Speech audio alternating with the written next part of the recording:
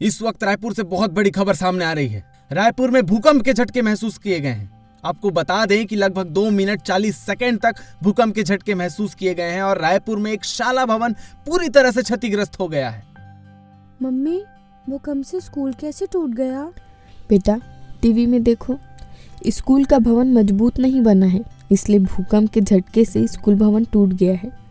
School भवन को मजबूत और भूकंप सुरक्षित तरीके से बनाना चाहिए।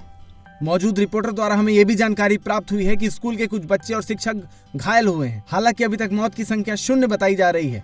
टीम के रिपोर्टर द्वारा वहां के एक शिक्षक से वार्ता के दौरान हमें यह भी जानकारी प्राप्त हुई है कि सभी बच्चों, शिक्षकों को भूकंप मॉक ड्रिल का अभ्यास कराया गया था, जिसकी वजह से सभी लोग अपने आप को बचाने में सफल रहे हैं। थोड़ी देर में लाइट आ जाएगी बेटा। ठीक है मम्मी। मम्मी, ये मॉक ड्रिल क्या है? बेटा, मॉक ड्रिल किसी भी आपदा से निपटने के लिए की जाने वाली प्रैक्टिस है, जिसमें यह दिखाया जाता है कि आपदा आने पर उसे निपटने के लिए किस तरह के और कौन कौन से जरूरी कदम उठाए जाएं। सुरक्षा की दृष्टि से दुनिया भर के स्कूल, कॉलेज, अस्पताल, अपार्टमेंट्स, उद्योग और संगठनों में मॉक ड्रिल की प्रैक्टिस कराई जाती है। मम्मी, मुझे तो मॉक ड्रिल का अभ्यास नहीं है, और अगर मैं स्कूल में रहता तो मैं अपने आप को कैसे बचाता?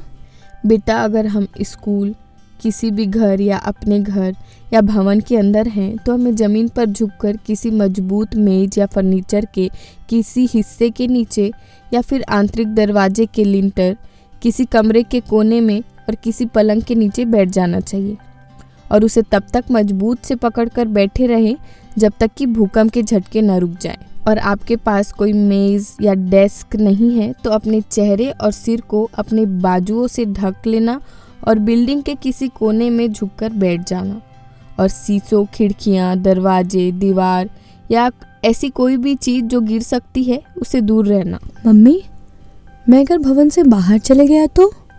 ऐसी स्थिति में बाहर नहीं जाना चाहिए बेटा, जब तक भूकंप के झटके ना रुके, और बाहर जाना सुरक्षित ना हो तब तक अंदर ही रुकना चाहिए।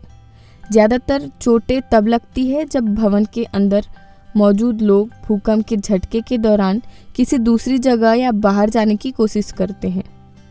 मम्मी, अगर मैं घर से बाहर हूँ तो मुझे क्या करना चाहिए?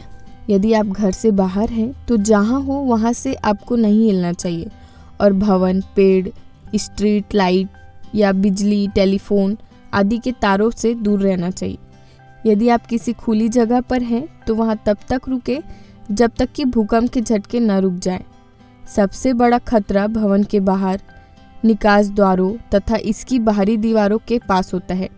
भूकंप से संबंधित अधिकांश दुर्घटनाएं दीवारों के गिरने, टूटकर गिरने व कांच तथा गिरने वाली वस्तुओं के कारण होती है। मम्मी, अगर हमारे यहाँ भूकंप आएगा तो पता कैसे चलेगा? बेटा, जब भूकंप आता है तो ज़मीनें हिलती है और बिजली भी कभी भी जा सकती है, लेकिन हमारे घर में स्प्रिंकलर सिस्टम यानी चेतावनी वाले फायर अलार्म कभी भी चालू हो जाएगा, जिससे हमें भूकंप का पता चल सकता है। हाँ मम्मी, मैं भूकंप से अपने आप को बचा सकता हूँ और सुरक्षित भी रह सकता हूँ। मैं अपने सभी दोस्तों को इसके बारे में बता के आता हूँ। बच्चों, आज हमने भूकंप के बारे में जाना कि आप यदि भवन के अंदर हों तो जमीन पर झुक जाएं, किसी मजबूत मेज या फर्नीचर के किसी हिस्से के नीचे शरण लें और उसे तब तक मजबूती से पकड़कर बैठे रहें जब तक कि भूकंप के झटके न रुक जाएं।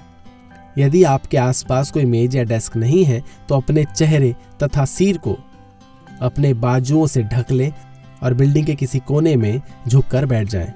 शीशे, खिड़कियां, दरवाजे, दीवारें या ऐसी कोई भी चीज जो गिर सकती हो उससे दूर रहें। ध्यान रखें कि बिजली कभी भी जा सकती है।